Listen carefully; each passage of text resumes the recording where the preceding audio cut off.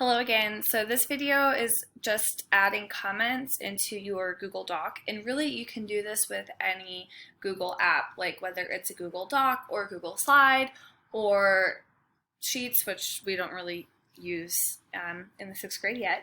So to make a comment, so let's say you need to annotate your writing. First paragraph, here is a brief overview of European colonization in North America. Oftentimes, the Americas were referred to as the New World because the land was new to the Europeans. They had never seen it before. As you read the passages, consider what the word new means. Do you think America deserves the title New World?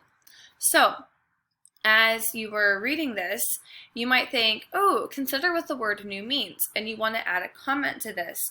Now, this is not like a notebook, right, or a piece of paper where we can just scribble on the side.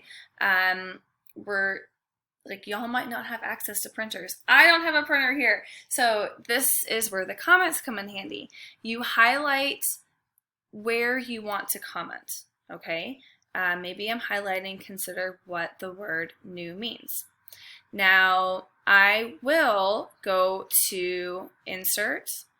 Again, insert, it's like the tool of like, what are we adding, right? Insert means to add, right? And so you click insert and you scroll to comment, and here you'll see your thing on the side, and this is where you can write in the comment. New means never been done before, never been seen before.